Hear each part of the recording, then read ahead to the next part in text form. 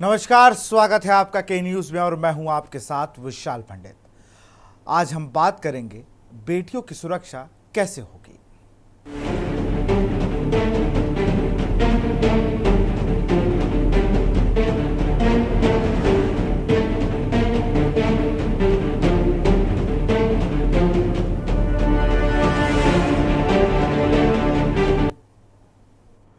इससे पहले आपको कोलकाता से खबर बताएंगे, जहां भारतीय टीम के पूर्व कप्तान सौरव गांगुली ने अपनी एक्स डीपी को ब्लैक किया। सौरव गांगुली ने अपनी एक्स डीपी को ब्लैक किया। कोलकाता कांड को लेकर सौरव करेंगे प्रदर्शन। पत्नी डोना गांगुली के साथ सौरव करेंगे प्रदर्शन। कोलकाता रेप कांड से सौरव गांगुली नाराज। सौरव गांगुली ने अपनी एक्स डीपी को ब्लैक किया।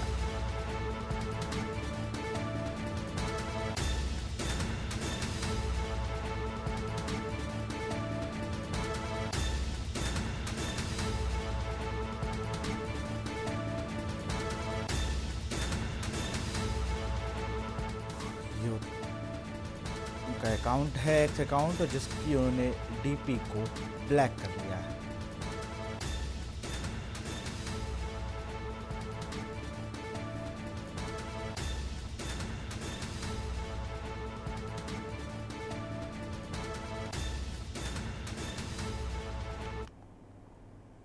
बेटी पढ़ाओ बेटी बचाओ योजना भारत सरकार की एक महत्वपूर्ण पहल, जिसे 2015 में लॉन्च किया गया था। ये योजना दो मुख्य कार्यक्रमों को मिलाकर बनाई गई है। बेटी बचाओ बेटी पढ़ाओ यह योजना बेटियों की शिक्षा और सुरक्षा को बढ़ावा देने के लिए, इसका उद्देश्य लैंगिक भेदभाव को समाप्त करना और महिलाओं के प्रति समाज की सोच में बदलाव लाना है। मुझे नहीं लगता कि बहुत ज़्यादा सोच में बदलाव आया है और चीज़ें जस की तस अभी भी बनी हैं। बरेली की पहली खबर आपको दिखाएंगे, जहां होटल के कमरे में महिला का खून से लथपथ शव मिला है। खून से लथपथ शव मिलने से इलाके में हड़कंप मचा। गला रेत कर महिला की हत्या की गई है। मौके पर पुलिस और फॉरेंसिक टीम पहुंची हुई है। एसपी सिटी राहुल बाटी समेत सीओ सिटी इस पूरे मामले की जांच पड़ताल कर रहे हैं और उम्मीद है कि इसमें जो दोषी हैं उन पर कार्रवाई होगी। दूसरी तस्वीर आपको मेरठ से दिखाएंगे। कलकत्ता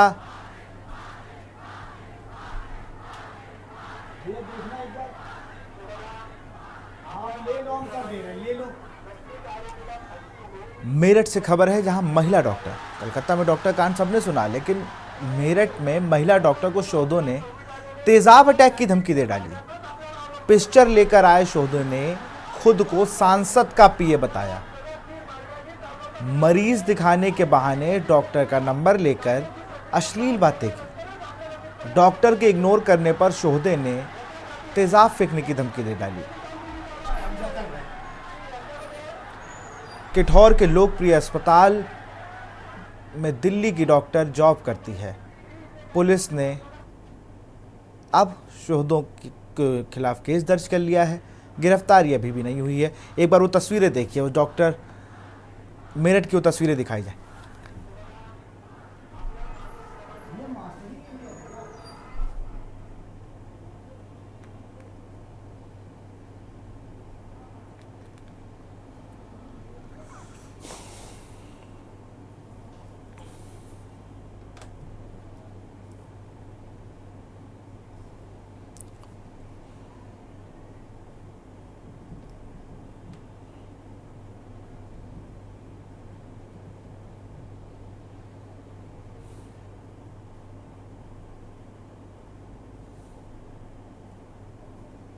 और अब बात करेंगे लखनऊ की खबर की, जहां पर महिला पुलिसकर्मी युवकों से परेशान हो गई। पुलिसकर्मी, हम लोग जिन्हें अपनी सुरक्षा का दायित्व दे रखते हैं, उन्हें युवक ने परेशान कर लिया। पुलिसकर्मी को युवक ब्लैकमेल कर रहा है। बात ना करने पर सोशल मीडिया पर बदनाम करने की धमकी दे रहा है।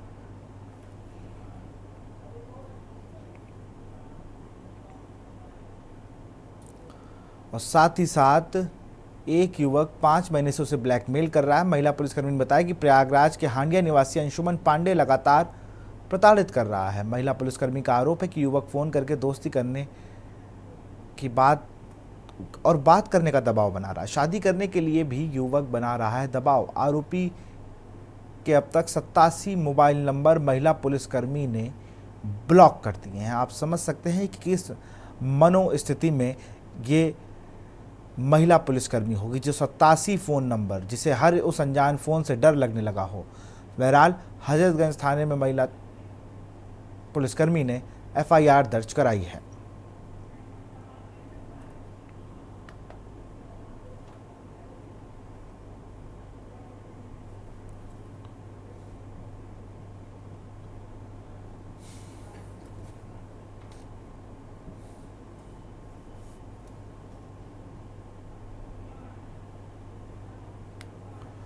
और तस्वीरें आपको महाराष्ट्र की दिखाते हैं, जहां पर महाराष्ट्र के ठाणे के स्थित बदलापुर में एक स्कूल में बच्चियों से यौन उत्पीड़न को लेकर खासा बवाल देखने को मिला। एक बार महाराष्ट्र की वो तस्वीरें देखिए, किस तरीके से महाराष्ट्र में छेड़छाड़ को लेकर बवाल किया। कई लोगों ने लोकल ट्रेनों को रोक भी दिया है। बताया गया है कि लड़कियों के अभिभावकों ने कई लोगों के साथ स्कूल का घेराव प्रदर्शन किया। बताया गया है कि इस घटना सामने आने के बाद स्कूल के प्रबंधक ने प्रिंसिपल और स्टाफ के 2 सदस्यों को निलंबित कर दिया है।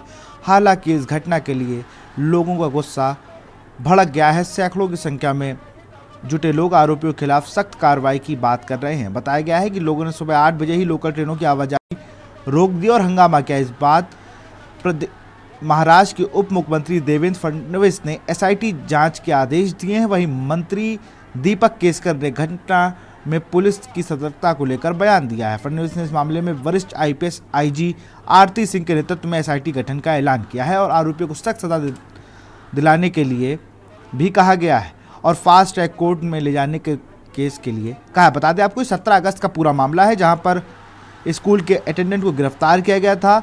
शख्स ने किंडरगार्टन में पढ़ रहे 3 से 4 साल की बच्चों के उत्पीड़न का आरोप है।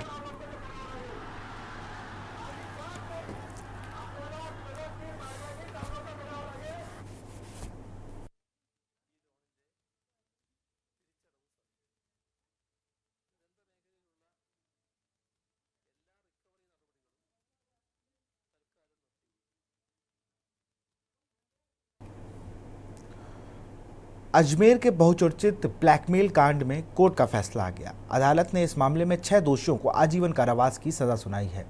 साथ ही इन पर 5 लाख का जुर्माना भी लगाया है। पॉस्को स्पेशल कोर्ट संख्या 2 ने यह फैसला सुनाया है। अब आपको बता दें 1992 में कॉलेज छात्राओं के साथ गैंगरेप हुआ था, जिस पर 32 साल लग गए और आज कोर्ट ने सजा का ऐलान किया। सभी आरोपियों को अदालत ने आजीवन कारावास की सजा सुनाई है। स्कूली छात्राओं की आपत्तिजनक फोटो खींचकर ब्लैकमेल करने के मामले में अदालत ने फैसला सुनाया है। यह मामला 1992 का है, जब कुल इसमें 18 आरोपी थे। अब तक 9 को सजा सुनाई जा चुकी है और एक ने आत्महत्या कर ली। एक फरार है। राजस्थान के अजमेर में 100 से ज़्यादा स्कूली और कॉलेज की लड़कियों के साथ सामूहिक बलात्कार और ब्लैकमेलिंग शामिल थी। धार्मिक, पर्यटन और गंगा जमनी संस्कृति के लिए मशहूर अजमेर की प्रतिष्ठा 1990-92 के बीच इस घटना के कारण काफ़ी खराब हुई थी। इस घटना से शिक्षा, संस्कृति और गरिमा में गिरावट सामने आई थी और पुलिस और कानून के भीतर भ्रष्टाचार उजागर हुआ था। इन्हीं सब तमाम खबरों को लेकर हम चर्चा करेंगे। हमारे साथ शिवा शर्मा संवाददाता लखनऊ से जुड़े हुए हैं, राजू शर्मा मेरठ से हैं, अदिति चंद्रा समाज सेवी हैं, वो भी जुड़ी हुई हमसे, समयून खान हैं, सपा नेता हैं। बहुत बहुत स्वागत है आपका। बबीता गुजर हैं, कांग्रेस नेता। सबसे पहले तो मैं बबीता गुजर की तरफ चलूंगा, बाद में अपने संवाददाताओं का रुख करूंगा। कांग्रेस पार्टी का क्या स्टैंड है इन घटनाओं को लेकर? मैं तो सीधे जानता हूं कि जो ये कर रहे हैं ये समाज के वो लोग हैं जिन्हें बिल्कुल भी इस देश में रहने का हक ही नहीं है। उनकी सिर्फ एक ही जगह है, वो है जेल।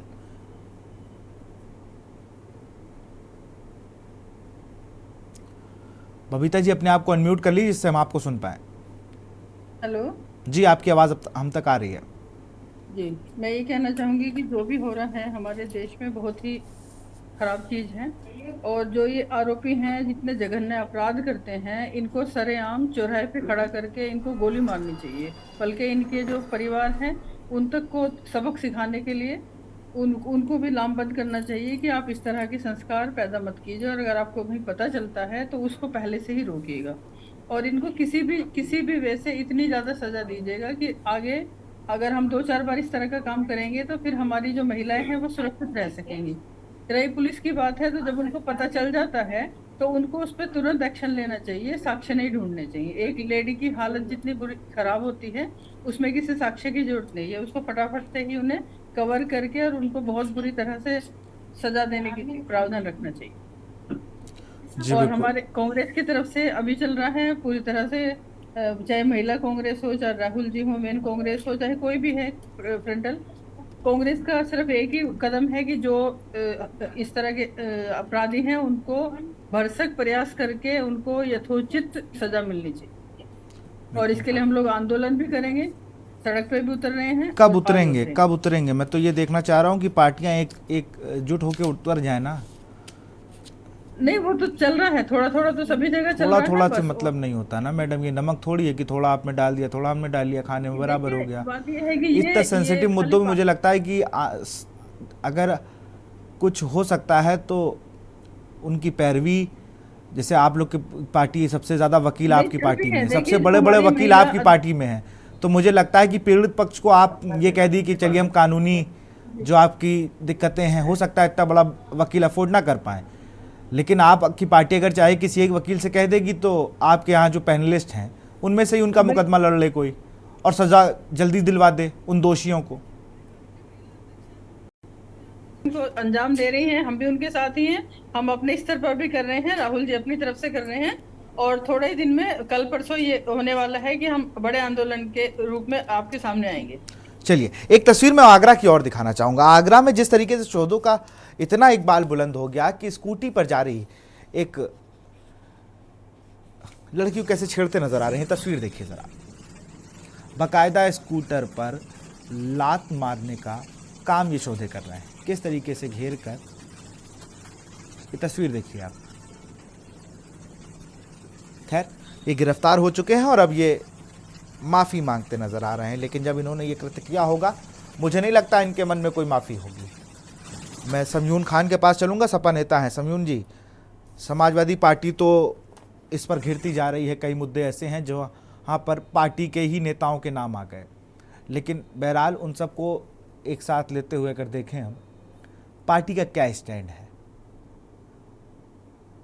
विशाल जी, इस तरीके के किसी भी मामले में जहाँ पे एक महिला के साथ बलात्कार किया जा रहा है या महिला का शोषण किया जा रहा है, उसमें मुझे ऐसा लगता है कि किसी भी तरीके से राजनीति नहीं करनी चाहिए और किसी भी तरीके से इसको राजनीतिक दृष्टि से नहीं देखना चाहिए। आपने पूछा कि समाजवादी पार्टी का क्या स्टैंड है। समाजवादी पार्टी के राष्ट्रीय अध्यक्ष आदरणीय अखिलेश यादव जी ने खुद इस चीज को ऑफिशियली कहा है कि इस तरीके के जो भी अपराधी हैं उनके सख्त से सख्त कार्रवाई होनी चाहिए। और उत्तर प्रदेश की जो घटनाएं अभी आप बता रहे थे, जिस तरीके से अलीगढ़ की अभी एक वीडियो आपके चैनल पर दिखाई जा रही आगरा थी, का वीडियो है वो, आगरा का मैं आगरा क्लियर का कर जो दूं। वीडियो आप दिखा रहे थे, उत्तर प्रदेश में आप सब लोगों ने देखा होगा जिस तरीके से प्रचार चलाया जाता है। योगी जी मंच से कहते हैं कि उत्तर प्रदेश में लड़की सुरक्षित है। रात के 10 बजे के बाद भी अगर लड़की जा रही है, महिला जा रही है, तो वो सुरक्षित है, उसको कोई आंख उठा करके देखने वाला नहीं है। अगर वाकई में ये सब बातें सच हैं, अगर वाकई में ये दावे सच्चे हैं, तो इस तरीके की घटनाएं कैसे सामने आ रही हैं। बरेली में 9 से ज्यादा महिलाओं की हत्या कर देता है एक मनचला, और 9 हत्याएं होने के बाद उस मानसिक रूप से विक्षिप्त व्यक्ति को गिरफ्तार किया जाता है। अगर कानून व्यवस्था इतनी अच्छी है तो क्यों महिलाएं शिकार हो रही हैं? क्यों इस तरीके से लड़कियों का सड़क पर निकलना मुश्किल है और चारों तरफ सरकारें झूठे दावे पेश करने में लगी हुई हैं। लेकिन पार्टी को ये होना चाहिए कि राजनीति से ऊपर उठ करके उसको ये सोचना पड़ेगा कि लड़की की कोई जाति नहीं होती है, धर्म नहीं होती है, और उसकी कोई पार्टी नहीं होती है। महिला एक महिला होती है। देखो महिला तो महिला ही है, और दुनिया भर की बड़ी बड़ी बातें हम ज़रूर करते हैं कि नवरात आया तो हम देवी पूजन करने लगे, रक्षाबंधन आया तो अपना फ़ोटो खिंचा के डाल दी, रक्षाबंधन मन गया, भाई दूज आई तो हमने उनको उन रक्षा की कसम खा ली। लेकिन धरातल पे वही राखी बांधने वाले हाथ, मुझे कहने में कोई गुरेज नहीं है कि किसी की अस्मत लूटने का काम करते हैं। वही राखी वाले हाथ स्कूटी में जो बिटिया सवार थी उसको छेड़ने का काम करते हैं। मैं एक मामला बताना चाहती हूँ। मुजफ्फरनगर में एक महिला के साथ बलात्कार किया गया और उसके स्तन काट दिए जाते हैं, सोचिए, और उसके गुप्तांगों को चाकुओं से गोद दिया जाता है ताकि पोस्टमार्टम रिपोर्ट में कुछ इस तरीके की चीजें सामने ना आए कि बलात्कार उसके साथ किया गया है। सोचिए हम किस तरीके के समाज में जी रहे हैं, और फिर भी हम इतने सेलेक्टिव हो गए हैं कि हम अपनी अपनी पार्टी देख करके विरोध करते हैं या समर्थन करते हैं। अब इसमें भी अगर पार्टी है तो मुझे तो लगता है बहुत ही ये दुख का विषय। एक दर्शक चंद्र प्रकाश जुड़े हुए हैं। पार्टी से ऊपर उठकर हैं, एक बिल्कुल सम्मान में है। और आजकल का जो हमारी सिर्फ हम संस्कृति बातें हो गई- करते हैं मैडम, हम सिर्फ बातें करते हैं। मैं अपनी बात भी कर रहा हूँ, मैं सबके लिए बात कर रहा हूँ। हम लोग सिर्फ इतनी बड़ी बड़ी बातें अपने सोशल मीडिया अकाउंट्स पर करते हैं।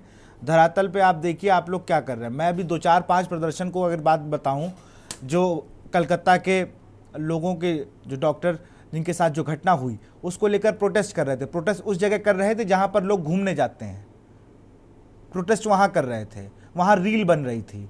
वहां प्रोटेस्ट कम, लोग रील ज़्यादा वायरल कर रहे थे। सोशल मीडिया एक संसाधन हो सकता है अपनी बात को रखने का, लेकिन उसमें भी लोग फॉलोवर और व्यू के चक्कर में काम कर रहे थे। लेकिन विशाल जी, उसको संसाधन की तरफ लेकर के हम सिर्फ उसके लिए ही करने लगे हैं। कहीं ना कहीं नहीं, उससे किसी की बात क्लियर ही नहीं हो रही है। पहले प्रदर्शन होते थे कि लोग, हाँ, सरकारें गिर जाया करती थी।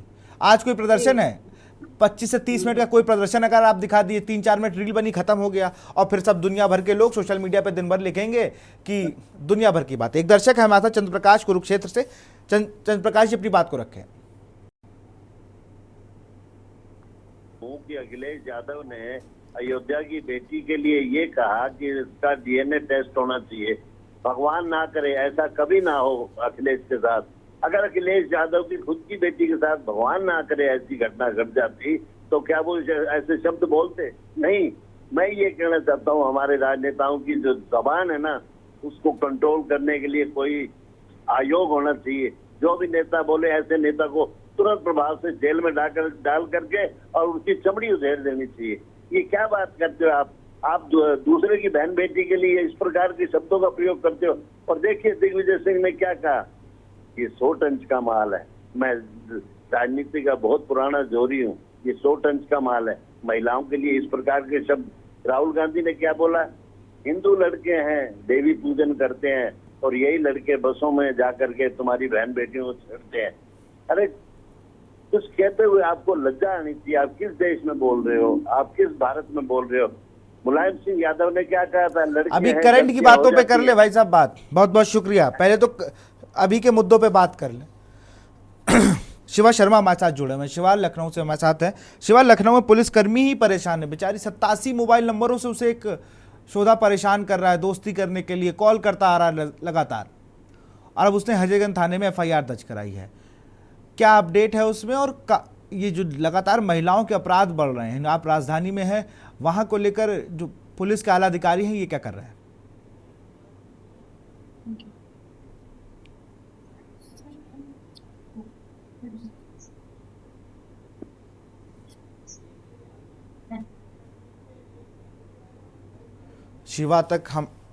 शिवा की आवाज हम तक नहीं आ रही, फिर से जुड़ने की कोशिश करेंगे शिवा से। मिनट में का रुक करेंगे। दर्ज हुई है। शिवा, आप हमें सुन पा रहे हैं?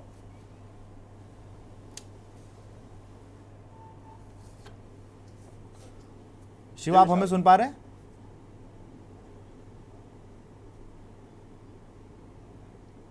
जी विशाल, आपकी आवाज आ रही है। जी, अपनी बात को रखें।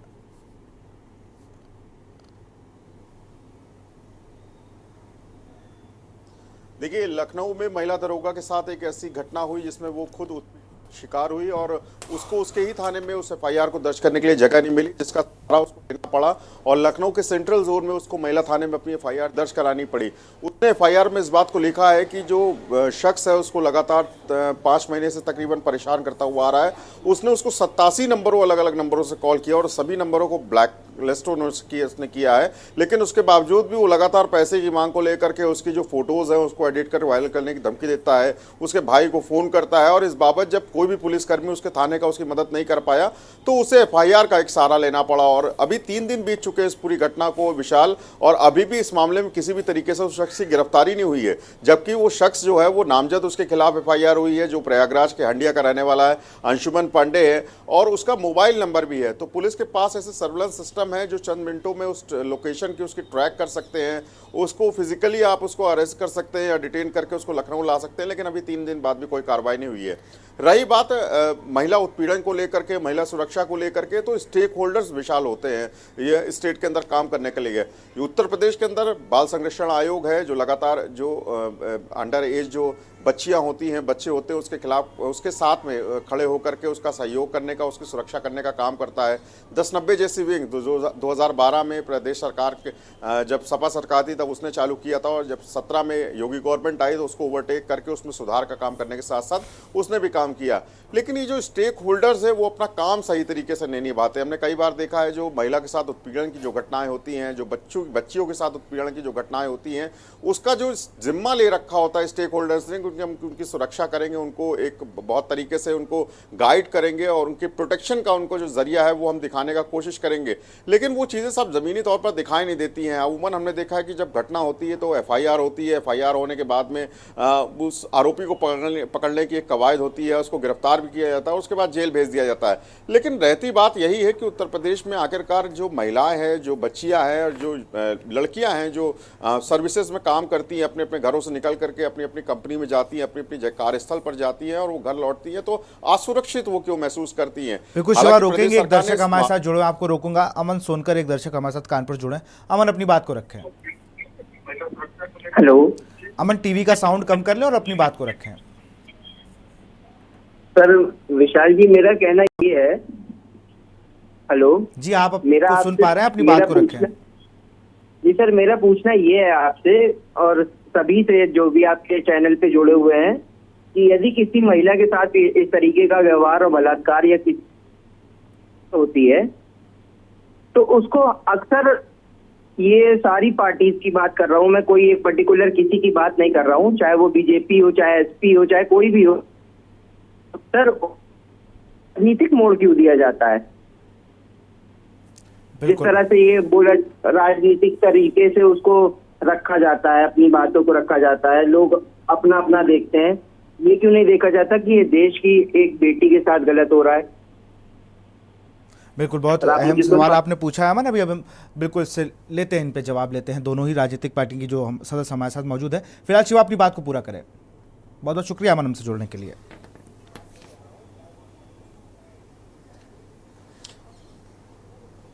विशाल, यही बात हो रही थी कि आखिरकार जो स्टेक होल्डर्स होते हैं, जो महिलाओं की, बच्चियों की जो सुरक्षा का जो दायित्व निभाते हैं, जो अनहोनी से पहले उनको एक एहसास दिलाते हैं कि आपके साथ अनहोनी हो सकती है, तो उसके लिए उनकी तैयारियां हमको बहुत ज़्यादा उत्तर प्रदेश के किसी भी ज़िले में और ख़ास करके राजधानी में नहीं दिखती हैं। 1090 को जो अपना काम पूरा करना चाहिए, जो उसको जागरूकता अभियान चलाने चाहिए, जो उनको सरकारी कॉलेजेस में, प्राइवेट स्कूल में, कॉलेजेस में जा करके अपना एक प्रेजेंटेशन देनी चाहिए कि आपको 1090 से कितनी और किस तरीके से हेल्प मिल सकती है।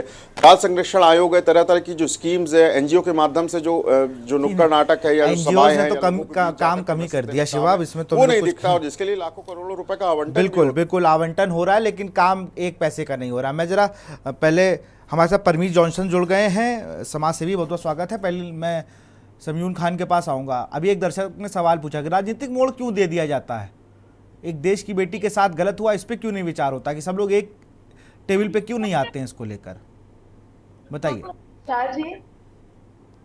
पार्टी और समाजवादी पार्टी के राष्ट्रीय अध्यक्ष अखिलेश यादव जी हमेशा से ये कहते रहे हैं और अभी भी उनका यही स्टैंड है कि किसी भी बच्ची के साथ अगर गलत होता है तो हम उस बच्ची के साथ हैं और उस आरोपी के खिलाफ सख्त से सख्त कार्रवाई होनी चाहिए। और समाजवादी पार्टी हमेशा से ये मांग कर रही है कि उत्तर प्रदेश में जिस तरीके से व्यवस्था, कानून व्यवस्था की बुरी स्थिति है, जिस तरीके से लड़कियों का निकलना दूभर है, पढ़ने वाली लड़कियां भी परेशान है, छोटी छोटी बच्चियों को नहीं छोड़ा जा रहा है, तो इस चीज को गंभीरता से लेते हुए उत्तर प्रदेश सरकार को भी काम करने की जरूरत है।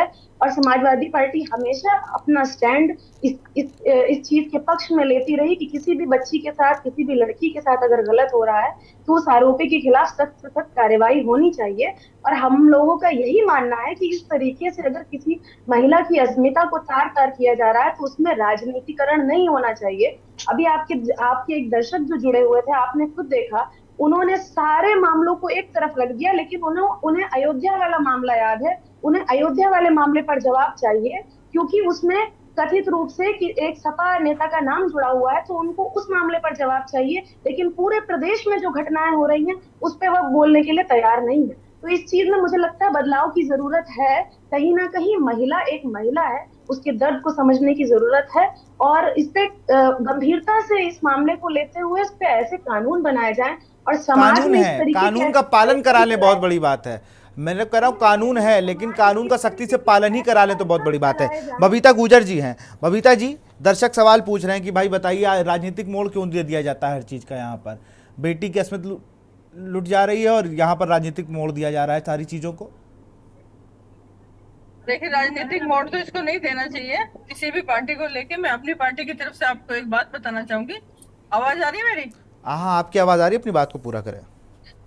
हमारी पार्टी की तरफ से अगर आपने अब से 7 साल पहले का वाक्य बताती हूँ मैं आपको। राजस्थान में 2 हमारे विधायक ऐसे थे कि जिनके ऊपर रेप केस लगा था, और उसकी शिकायत होने के बाद उन्हें निलंबित किया गया था। इसलिए हम अपनी पार्टी की तरफ से अगर बात करें तो महिला सम्मान में वो अपने भी नेताओं को बर्खास्त कर देती है। तो मैं यही चाहूंगी कि किसी भी पार्टी के नेता हो, अगर महिला के सम्मान में आती है, आप उसको ये सोच के मानिएगा कि वो महिला आपकी माँ, बेटी और बहन भी है।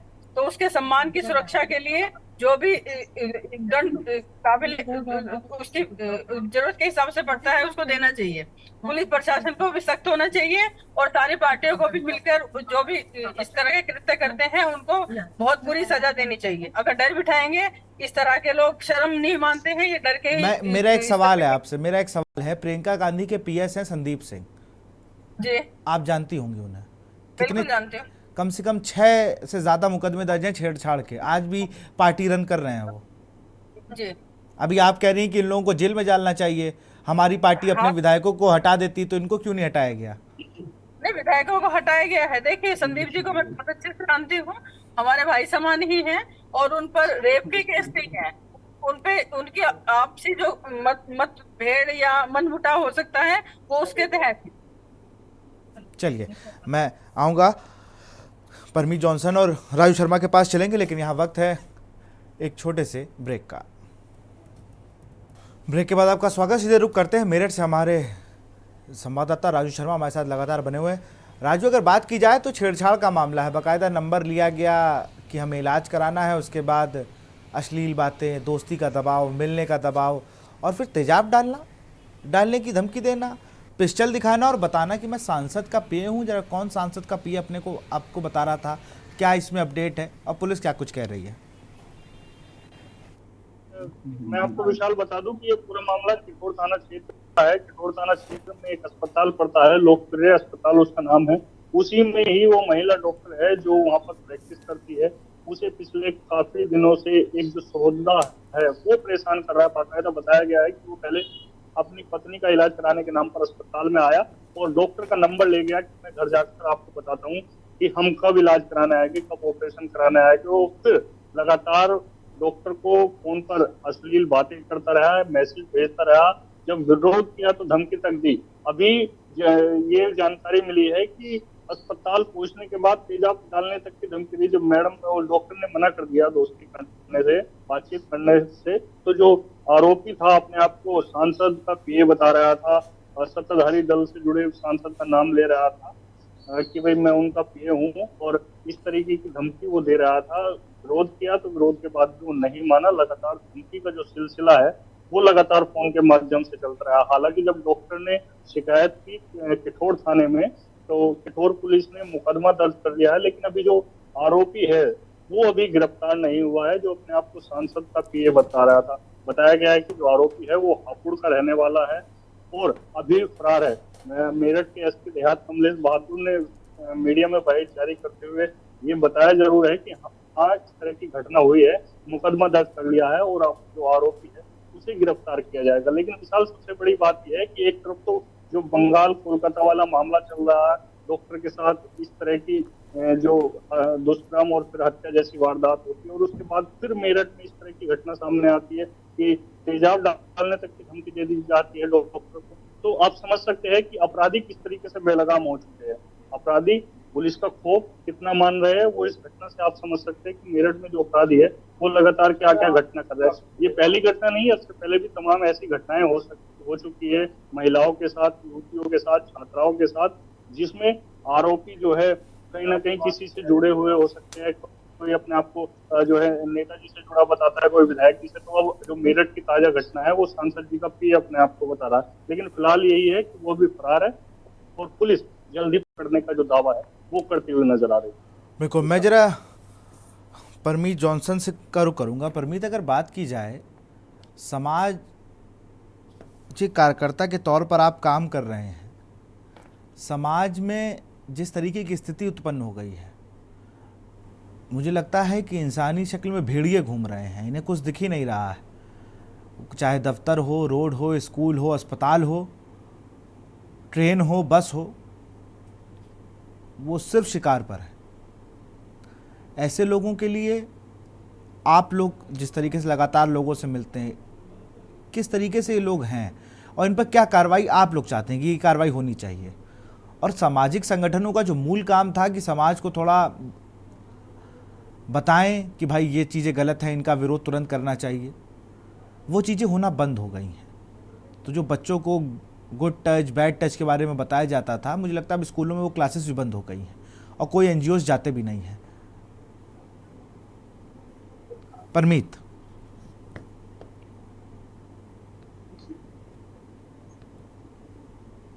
हेलो जी परमीत जी, आपकी आवाज़ आ रही है। सबसे पहले तो मैं के न्यूज को बधाई देना चाहूंगा कि एक अच्छे टॉपिक पे बात करने का मौका दिया। सबसे पहली बात जो मैं ये कहना चाहूंगा कि नारी शक्तिकरण सिर्फ एक नारा बन के जो प्रदेश की सरकार के सामने रह गया है, इस पे हमें काम करने की जरूरत है। नारी सशक्त उस दिन होगी जब रात में वो अकेली निकलेंगी और वो अपने आप को सशक्त महसूस करेंगी। दूसरी बात, जो घटना कठौर की, ये डॉक्टर का प्रांगण मेरठ का है, जहां सांसद साहब के पीआरओ खुलेआम धमकी दे रहे हैं, कह रहे हैं, पिस्टल दिखा रहे हैं, चीजें कर रहे हैं। मैं इसमें बस इतना कहना चाहता हूं कि ये सरकार सशक्त सरकार है और आसान नहीं है इतना कि जितना वो समझ रही है। और मैं निवेदन भी करता हूं और मुझे विश्वास है कि हमारे एसएसपी साहब, डीएम साहब इस पे सही से कार्रवाई करेंगे और महसूस कराया जाएगा। उससे पहले कैलाश दर्शक है झांसी से। कैलाश, अपनी बात को रखें।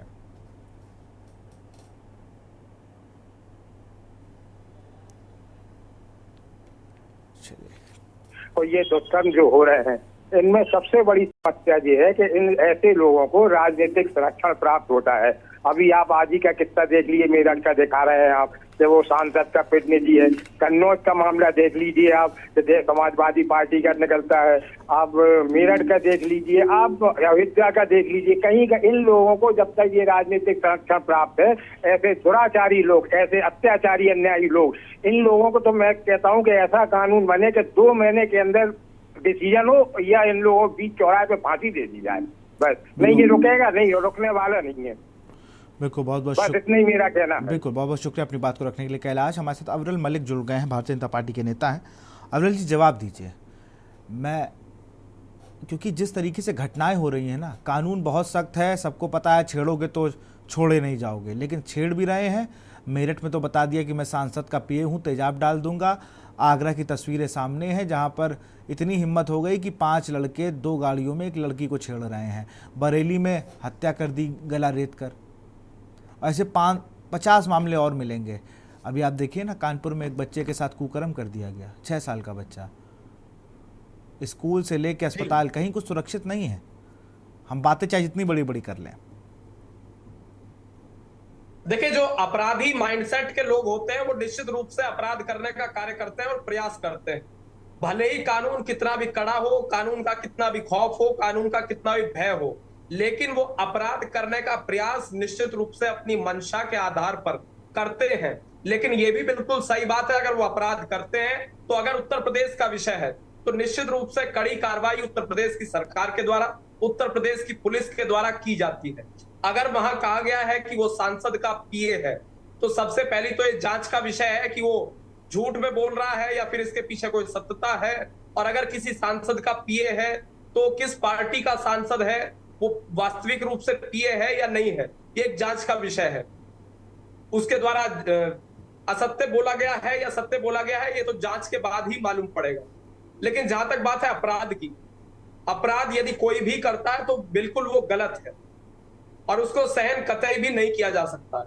और उत्तर प्रदेश में महिलाएं सुरक्षित हैं, ये बिल्कुल सही बात है। लेकिन अगर कोई व्यक्ति महिलाओं को असुरक्षित करने का प्रयास कर रहा है तो ऐसे व्यक्ति के ऊपर कठोरतम कार्रवाई निश्चित रूप से की जाएगी। ऐसे व्यक्ति को किसी भी आधार पर, किसी भी स्थिति में बख्शा बिल्कुल नहीं जाएगा। मैं कह रहा हूँ सुरक्षित की बात आप कह रहे हैं, तस्वीरें तो कुछ और ही बयां कर रही हैं ना। जी नहीं, देखिए, जो भी अपराधी है जिसके द्वारा इस प्रकार की घटना को अंजाम दिया गया उसको बिल्कुल नहीं बख्शा जाएगा। कल मुरादाबाद में एक डॉक्टर ने नर्स के साथ रेप कर दिया,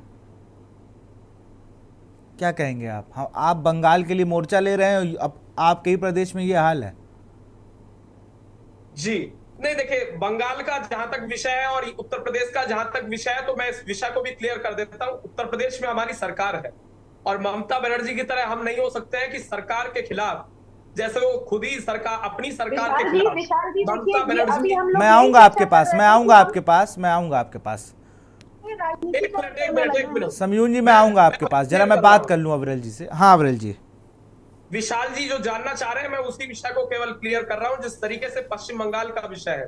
तो ममता बनर्जी मुख्यमंत्री होने के बावजूद, गृह मंत्री होने के बावजूद, स्वास्थ्य मंत्री होने के बावजूद, अपनी सरकार के खिलाफ, मुखिया होने के बावजूद अपनी सरकार के खिलाफ ही सड़कों पर उतर जाती है। ऐसा उत्तर प्रदेश में नाटक आपको कभी देखने को नहीं मिलेगा, नंबर एक। नंबर दो, उत्तर प्रदेश में भारतीय जनता पार्टी की सरकार है, केंद्र में भारतीय जनता पार्टी की सरकार है, डबल इंजन की सरकार है। जिस तरीके से उत्तर प्रदेश में आए दिन महिलाओं के साथ अपराध हो रहे हैं, क्यों नहीं कार्रवाई की जाती, क्यों नहीं इन चीजों पर रोक लगाया जाता है? जवाब दीजिए अविरल जी। कर देता हूं। देखिए, जिस तरीके से उत्तर प्रदेश का विषय, यदि यहाँ घटना होती है तो घटना को अंजाम देने वाले व्यक्ति को बिल्कुल नहीं बचाया जाता है, बिल्कुल नहीं बचाया जाएगा। कठोरतम कार्रवाई की जाती रही है और हमेशा की जाती रहेगी। ऐसे व्यक्तियों को किसी भी स्थिति में नहीं छोड़ा जाएगा, चाहे किसी भी राजनीतिक दल से हो, किसी भी धर्म का हो, किसी भी जाति का हो, उसको बिल्कुल बख्शा नहीं जाएगा। कानूनी कार्रवाई निश्चित रूप से कड़ी होगी और अवैध कब्जों पर बुलडोजर भी चलता रहेगा। इस बात को उत्तर प्रदेश के विषय में इन्हें क्लियर कट जान लेना चाहिए। बात है बंगाल की, बंगाल का जहां तक विषय है तो बंगाल में अपराधियों, मुझे लगता है कुछ चीजों को लेकर हम एक सरकार एक प्रोपेगेंडा। सुनिए, देखिए, जहां तक मैं आप ही के पास आऊंगा समयून जी, बस मुझे 2 मिनट का समय दीजिए बस। यहाँ पे बात हो रही है महिला सुरक्षा की, बलात्कार की, तो इन लोगों ने जिस तरीके से बुलडोजर को एक प्रोपेगेंडा बनाया है, तो तुरंत ही अविरल जी ने जो है बुलडोजर का मामला बीच में ले आए, जबकि यहाँ पे बात हो रही है महिला सुरक्षा कैसे की जाए, बेटियों को बचाया कैसे जाए। नहीं, मैं हर विषय को स्पष्ट कर रहा हूँ। मूल विषय से मत जाइए ना, मूल विषय से मत जाइए, मूल विषय पे रहिए। जी, मेरा सवाल ये है ना कि भाई मेरठ में आप भी पश्चिमी यूपी से आते हैं, आपको पता है क्या स्थिति है। अभी कुछ दिन पहले गाजियाबाद का किस्सा आपको याद होगा ना कि एक परिवार के साथ एक महिला थी तो उसका क्या पूछ रहे थे वो लड़के, आप ही लोग ने कहा ना। और ऐसा नहीं है कि सिर्फ हम ही लोग परेशान हैं, आम जनता परेशान है। और एक चीज आप एक चीज नोट कर लीजिए, एक चीज नोट कर लीजिए, जब तक आपकी पुलिस कहती है ना कि आज बड़ा इनकाउंटर कर दिया, उसको सब पता होता है, सब वही कराती है। पुलिस अगर सख्त हो जाए तो ये सब हो ना, घटनाएं ना हो। सिंडिकेट काम करते हैं भाई साहब, थानों में सिंडिकेट काम करते हैं कि जाइए ठीक है, अच्छा आप ऐसा करिए, हम सब सही करा देंगे। आप कहाँ सकते, लॉ एंड ऑर्डर कहाँ है आपका? ये बड़ा सवाल है। और आप इतनी बातें कर रहे हैं, हम 10 केस तो हम आपको यूपी के ही दिखा रहे हैं, बरेली, मेरठ, लखनऊ में तो पुलिसकर्मी ही परेशान है। बिल्कुल सही बात है, लेकिन मैं एक बात क्लियर कर देता हूं। आप सारी बातें क्लियर कर दे तो ये बात हमें बहुत अच्छी लगती है। को बचाया जाता है, हम अपराधियों को बचाने के लिए कभी काम नहीं करते। बिल्कुल, अरे मुझे पता है कैसे बचाया जाता है, मुझे पता है। आप ही की पार्टी का विधायक था एक, जिसे चीफ जस्टिस और राष्ट्रपति क्या एप्लीकेशन नहीं पहुंचने दी थी। आप कैसी बातें कर रहे हो? भारतीय जनता पार्टी के नेताओं की यही आदत है। उत्तर प्रदेश की 1 दर्जन से ज्यादा, अभी 1 हफ्ते में 1 दर्जन से ज्यादा घटना हो गई, उस पर ये लोग बात नहीं करना चाहते हैं, लेकिन इन्हें बार बार बंगाल की बात करनी है, पश्चिम बंगाल की बार बार इन्हें बात करनी है, जबकि सभी विपक्षी पार्टियों ने उस चीज के खिलाफ बोला है और कहा है कि कलकत्ता में जो हुआ बहुत गलत हुआ और अपराधी के खिलाफ सख्त से सख्त कार्रवाई होनी चाहिए। अविरल जी शायद चले गए हैं, मैं फिर से आऊँगा। सुमयान जी, आप जवाब दीजिए। देखिए, वो तो सीधी चीज़ कह रहे हैं ना कि आप लोग कलकत्ता और यूपी नहीं है, लेकिन यूपी में जिस तरीके से अब आपकी भी महिला विंग है, स्टूडेंट विंग है, आप लोग क्यों नहीं समाज में जाके इसकी थोड़ी जागरूकता फैलाते हैं? लोगों को थोड़ा अपग्रेड करना पड़ेगा आपको भाई। आप सिर्फ आप सोचे कि सरकार भी आप ही भरोसे बैठी भाई। आप जाइए ना, आप सामाजिक, आपके तो NGOs हैं। अब मान लीजिए कहीं परमीत जॉनसन से बात करिए, आप इनके साथ कहीं पे जाकर करिए, आप जिस जिले की हैं वहाँ पर NGOs का सहारा लीजिए। थोड़ा आपको भी इनिशिएटिव लेना पड़ेगा, वरना ऐसे तो हम एक दूसरे पर आरोप ही लगाते रहेंगे और ये सब चीज़ें होती रहेंगी। हमें पता है कि अभी जागरूकता की बहुत कमी है इस मामले में, लोग सह रहे हैं और इस मामले को सहना नहीं है। बिल्कुल सामाजिक कार्यकर्ता हूँ, मैं खुद मलिन बस्तियों में जाकर के जागरूक कर रही हूँ, किस तरीके से सुरक्षा कर सकते हैं वो बता रही हूँ। और अभी आपको बता दूं कि कल ही समाजवादी पार्टी के राष्ट्रीय अध्यक्ष ने एक अभियान की शुरुआत की है। आदरणीय अखिलेश यादव जी ने नारी शक्ति सबला अभियान की एक शुरुआत की गई है, जिसमें समाजवादी पार्टी की हर महिला कार्यकर्ता घरों घरों में जाएगी और ऐसी बच्चियां जिनको सुरक्षा के गुण सिखाए जा सकते हैं वो सिखाए जाएंगे और उनको आत्मनिर्भर बनाने के लिए हम कार्यक्रम चलाएंगे और ये भी बताएंगे कि वो अपनी सुरक्षा कैसे करें, घर से बाहर निकले तो आत्मरक्षा कैसे कर सकते हैं। तो हम लोग विपक्ष में रह करके भी इस क्षेत्र में काम कर रहे हैं, लेकिन अफसोस की बात यह है कि सरकारें जो सत्ता पक्ष में बैठी हैं वो केवल झूठे दावे करने का काम कर रही हैं और झूठे प्रचार चलाने का काम कर रही है। ये बहुत अफसोस की बात है। यही तो सवाल है मेरा ना कि भाई आप इसमें भी राजनीति, मैं पहले ही कह रहा था कि इस मुद्दे पे राजनीति नहीं होनी चाहिए। परमीत जी, आप कैसे देखते हैं कि आपको नहीं लगता कि सामाजिक संस्थाओं ने स्कूलों में जो सेमिनार लगते थे, कॉलेजों में जो सेमिनार लगते थे, नुक्कड़ नाटक होते थे, पैम्पलेट बांटे जाते थे कि भाई इस तरीके से हम लोगों को थोड़ा अपने आप को बचा के रखना है, आपको लगता है वो सब अभी भी हो रहा है? देखिए, मैं इसमें एक बात बहुत स्पष्ट रीति से कहना चाहूंगा कि इसमें कहीं ना कहीं वाकई में ही एक अवेयरनेस की बहुत बड़ी कमी है और कहीं ना कहीं जो हेल्पलाइंस, बेशक चाहे वो समाजवादी सरकार में लॉन्च हुई या इस सरकार में हुई, मैं उस विषय पे नहीं जाना चाहूंगा, पर मैं ये कहना चाहूंगा कि वो हेल्पलाइंस है, वो एड्स है, कहीं ना कहीं उसकी भी अवेयरनेस नहीं है लोगों में के बीच। और दूसरी बात क्या है, एक बहुत बड़ा मनोविज्ञान की बात है, ये समझने की बात है कि ये है कि जब किसी भी लड़की के साथ, किसी भी महिला के साथ, किसी बहन के साथ, किसी बेटी के साथ ऐसा होता है तो वो उसकी इज्जत के साथ कनेक्ट करके देखा जाता है और कई बार इस वजह से भी वो अपने ही परिवार के जनों के साथ भी उसे डिस्कस नहीं कर पाती हैं, वो अपने भाई से ही नहीं कह पाती हैं, अपने पिता से ही नहीं कह पा सकती हैं। मुझे लगता है इन घटनाओं को रोकने के लिए जो एक बड़ी मुहिम की जरूरत है, वो लड़की को ये समझाने की जरूरत है कि इज्जत उसकी नहीं, इज्जत उसकी जा रही है जो उसका दामन पकड़ने की कोशिश कर रहा है। इज्जत उसकी खराब नहीं हो रही है, इज्जत उसकी जा रही है जो ये छिचोरपने के काम कर रहा है, जो ये गलत कामों को बढ़ावा दे रहे हैं। बेटी चाहे मेरी हो चाहे आप, बेटी का सम्मान बेटी का है और ये अवेयरनेस बहुत जरूरी है। हमें अपने बच्चों से, अपनी बहनों को, अपनी महिलाओं को ये सशक्त कराना पड़ेगा कि बेशक मैं किसी जाति का हूँ, किसी धर्म पे हूँ, पर अगर रोड पे मैं हूँ तो ये मेरी जिम्मेदारी है कि मेरे बगल में चलने वाली बहन सुरक्षित महसूस करे। ये कार्य कहीं ना कहीं NGOs को करने की जरूरत है, हम संस्थानों को करने की जरूरत है, सशक्त बनाने की जरूरत है, सिर्फ कहने की जरूरत नहीं है। लड़की कमजोर नहीं है, लड़की के साथ छेड़छाड़ करने वाले मानसिक रूप से कमजोर है। हमें ये बात अपने समाज में कहने की और समझने की जरूरत है भैया। बिल्कुल, बहुत बड़ी बात आपने कही परमीत। मुझे तो याद है, मैं भी एक कहीं पे मैं पोस्ट एक्ट के तहत बाकायदा 10-10 मीटिंगें होती थी, हर हफ्ते 3 मीटिंगें, 3 सेशन होते थे, और उसमें बताया जाता था अगर ऑफिस स्कूल कहीं पर भी आपकी दिक्कतें हो रही हैं। लेकिन मैं इधर देख रहा हूँ कि ना वो उस तरीके के एनजीओज मुझे इन्वाइट कर रहे हैं और ना वो एनजीओज वो काम भी कर रहे हैं। चूंकि आप देखें ना, चाहे कॉर्पोरेट सेक्टर हो, स्कूल हो, कुछ भी हो, वहां पर भी लोग हैरेस किए जा रहे हैं, उनको लेकर भी कोई नहीं देखिए, बोल रहा। मैं भी एक समाज सेवी के रूप में इस बात को कहना चाहता हूं। मुझे ये बात कहने में कोई गुरेज नहीं है, परहेज नहीं है कि समाज सेवा के रूट पे आजकल थाने की दलालियां और सेटिंगों के काम ज्यादा बढ़ गए हैं। समाज सेवी का पहले एक सेवा होती थी, अब प्रोफेशन बन चुका है। मुझे ये लगता है कि अब जब बात डॉक्टर्स की हो रही है, पढ़े लिखे वर्ग की हो रही है, हम अपने प्रोफेशंस में काफी बिजी हो गए हैं। अब मुझे लगता है कि दोबारा से वो पढ़े लिखे वर्ग को ही कहीं ना कहीं समाज सेवियों का रूप भी निभाना पड़ेगा और सही ढंग से सही मुद्दों पे काम करना पड़ेगा। इसकी जरूरत है, क्योंकि मैं ये मानता हूं कि अगर सुरक्षित आज वो 3 साल की बच्ची नहीं है जिसके साथ मेरठ में हुआ या बंगाल में हुआ या कानपुर में हुआ या जिस डॉक्टर के साथ हुआ, तो सुरक्षित मेरी घर की महिलाएं भी नहीं है, आपके घर की महिलाएं भी बिल्कुल नहीं है। बिल्कुल। तो अब ये किसी का व्यक्तिगत नहीं, परंतु अब ये समाज की लड़ाई है। इसमें पक्ष विपक्ष ढूंढ के, इसमें जाति धर्म ढूंढ के हम अपना समय ना बर्बाद करें, परंतु हम वो समय लगाएं कि लड़ाई हम उतने जो कि समय को हमारे दोषियों खिलाफ है। पर लगाएं और दोषियों को सख्त उन पर कार्रवाई हो, उनको सजा हो। 2 दर्शक हमारे साथ जुड़े हुए हैं, नीतू लखनऊ से जुड़े हुए हैं। नीतू, अपनी बात को रखें।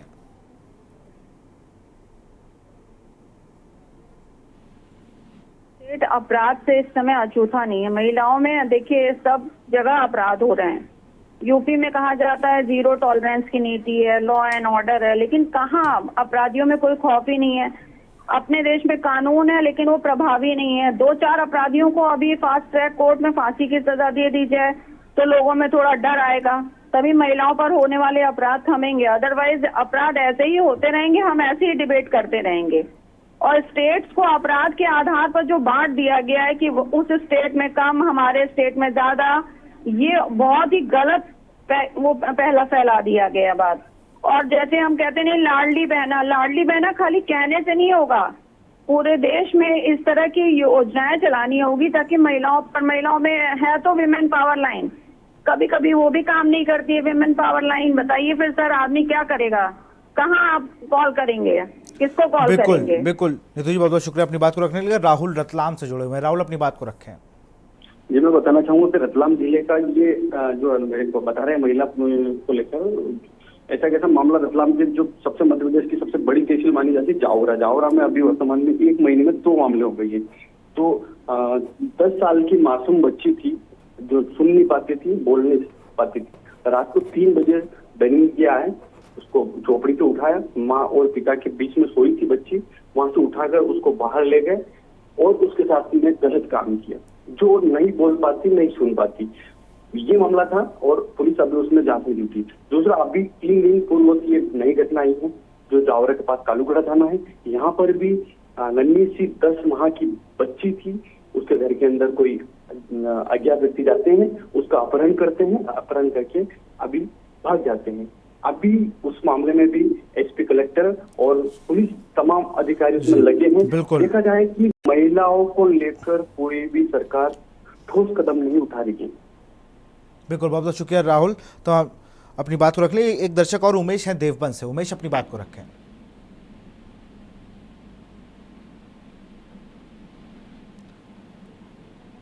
उमेश, आप हमें सुन पा रहे हैं? चलिए, उमेश से हमारा संपर्क टूट गया है। फिर से मैं फाइनल कमेंट लूंगा समयून खान जी आपसे, फिर डिबेट को क्लोज करूंगा। समयून जी। विशाल जी, उत्तर प्रदेश में हम लोग रहते हैं और उत्तर प्रदेश की अभी बात हो रही थी। उत्तर प्रदेश में समाजवादी पार्टी के राष्ट्रीय अध्यक्ष अखिलेश यादव जी ने 1090 power line, women power line की शुरुआत की थी। उस वुमेन पावर लाइन की आज ये स्थिति है, आज ये दुर्दशा है कि उसमें काम करने वाली महिला कर्मचारियों को 6-6 महीने से 12-12 महीनों से तनख्वाह नहीं दी जा रही है।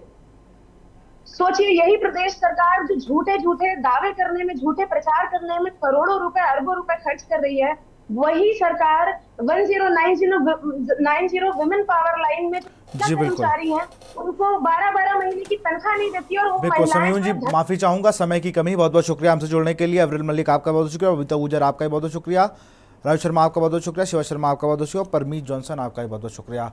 बड़ी बात जो निकल के आई कि 1090 वुमेन्स हेल्पलाइन नंबर है, इसे सिर्फ चौराहे के नाम पर ना जाना जाए।